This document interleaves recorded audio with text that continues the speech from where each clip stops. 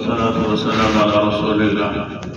أما بعد فأعوذ بالله من الشيطان الرجيم. بسم الله الرحمن الرحيم. ولله ما في السماوات وما في الأرض. اور اللہ تعالیٰ ہی کے لیے ہے جو کچھ آسمانوں میں ہے اور جو کچھ زمین میں ہے.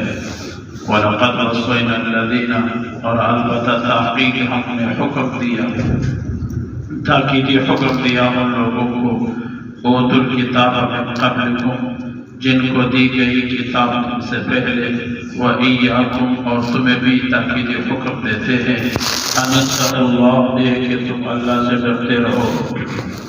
وَإِن تَكْفُرُوا اور اگر تم کفر اختیار کرو گے فَإِنَّ لِلَّهِ مَا فِي السَّمَاوَاتِ وَمَا فِي الْأَرْضِ بے شک اللہ ہی کے لیے ہے جو کچھ آسمانوں میں ہے اور جو کچھ زمین میں ہے.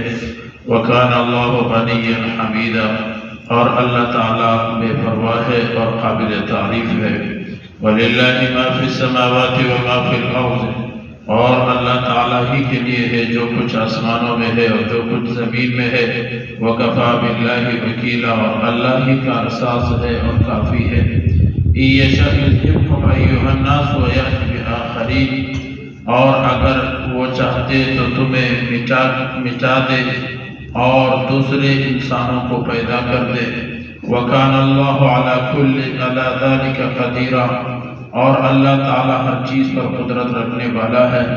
مَنْ كَانَ يُرِيدُ ثَوَابَ الدُّنْيَا اور جو شخص ارادہ رکھتا ہے دنیا کے بدلے کا فَعِنْدَ اللَّهِ ثَوَابُ الدُّنْيَا وَالْآخِرَةِ بس اللہ کے پاس ہے دنیا کا بدلہ اور آخرت کا بدلہ. وَكَانَ اللَّهُ سَمِيعًا بَصِيرًا اور اللہ تعالیٰ سننے والا اور دیکھنے والا ہے. یہ سورۃ النساء کا آیت نمبر 131، 132، 133 اور 134 کا تلاوت و ترجمہ کیا گیا ہے.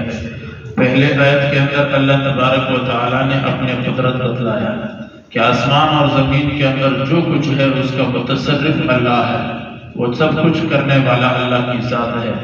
دوسری بات اللہ تبارک و تعالیٰ نے یہ فرمائی کہ ہم نے تاکیدی حکم دیا، مضبوط حکم دیا ہم نے آپ سے پہلے لوگوں کو بھی اور آپ لوگوں کو بھی دیتے ہیں. پہلے امتوں سے مراد یہود و نصارہ عیسائی تھے اور وَإِيَّاكُمْ اور ہماری امت بھی. کہتے ہیں اللہ تبارک و تعالیٰ فرماتے ہیں ہم نے ان کو کتابیں دی اور کتابوں کے اندر ہم نے حکم دیا. توریت، زبور، انجیل، قرآن یہ 4 بڑی کتابیں ہیں. اس کے علاوہ بہت سارے صحیفے ہیں.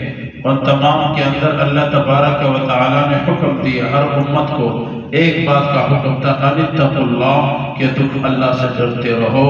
وَإِن تَكْفُرُوا فَإِنَّ لِلَّهِ مَا فِي السَّمَاوَاتِ وَمَا فِي الْأَرْضِ وَكَانَ اللَّهُ غَنِيًّا حَمِيدًا اگر تم انکار کرو گے پھر بھی اللہ تبارک و تعالیٰ آسمانوں اور زمینوں سب کچھ کا مالک ہے اور متصرف ہے.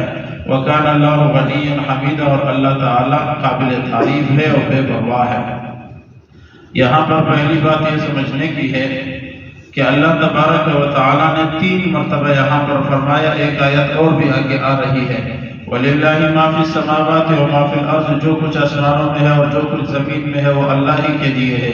وَكَفَى بِاللَّهِ وَكِيلًا اور اللہ ہی اس کا کارساز ہے اور کافی ہے. یہاں پر اللہ تبارک و تعالیٰ نے 3 مرتبہ فرمایا کہ سب کچھ جو آسمان اور زمین میں ہے وہ اللہ ہی کے اختیار میں ہے. یہ تاکیدات کے لیے فرمایا.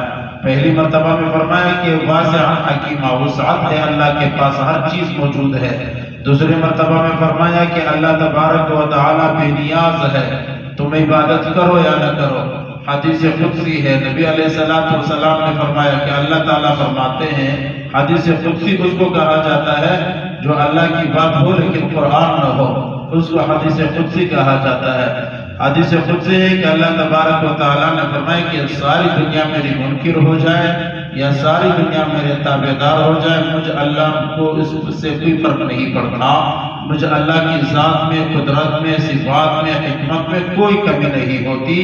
اگر ساری دنیا مخالف ہو جائے یا ساری دنیا تابعداری ہو جائے اللہ کی صفات میں زیادتی نہیں ہوتی، اور ساری دنیا مخالف ہو جائے تو اللہ کی صفات میں کمی نہیں ہوتی. یہ اللہ تبارک و تعالیٰ بے پرواہ ہے اور تعریف والا ہے.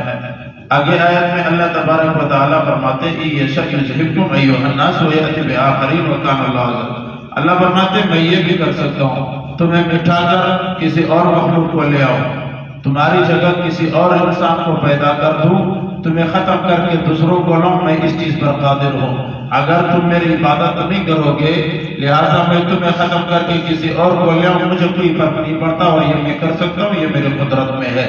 نبی علیہ السلام نے ایک حدیث میں ارشاد فرمایا کہ اللہ تبارک و تعالی قیامت کے قرب میں، قیامت کے قریب زمانے میں فساق سے دین کی خدمت لیں گے، ایسے لوگوں سے دین کی خدمت لیں گے جن کا شکل و صورت دین کے مطابق نہیں ہوگا، جو اپنے قول و فعل کے اندر دین کے قریب نہیں ہوگا، لیکن اللہ تبارک و تعالی اس کو اپنے دین کے لیے مقرر فرمائیں گے، اور جو لوگ اللہ تبارک و تعالی نہیں چاہتے ان کو اللہ دور کر دیتے ہیں۔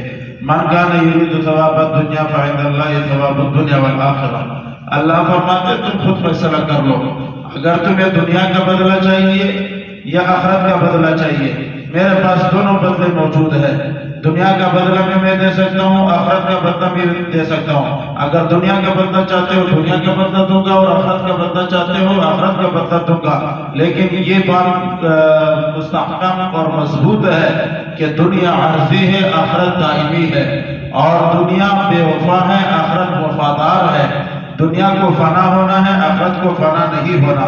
وَكَانَ اللَّهُ سَمِيعًا عَلِيمًا وَسَمِيعًا بَصِيرًا، اور اللہ تعالیٰ سننے والا اور دیکھنے والا ہے۔ اس پورے تقریباً 4 سے 5 آیتوں کے اندر اللہ تبارک و تعالیٰ نے ہمیں صرف اور صرف 2 باتیں بتلائی۔ ایک بات یہ کہ میری قدرت کو تسلیم کر لو، دوسری بات یہ کہ اگر تم عبادت نہیں کرتے ہو مجھ رب کو کوئی فرق نہیں پڑتا، تم عبادت کر کے اللہ کو نہیں بڑھانا چاہتے ہو، تم عبادت کر کے اپنے آپ کو کامیاب بنانا چاہتے ہو، لہذا عبادت اللہ کا کرتے ہو کامیابی تمہاری ہوتی ہے۔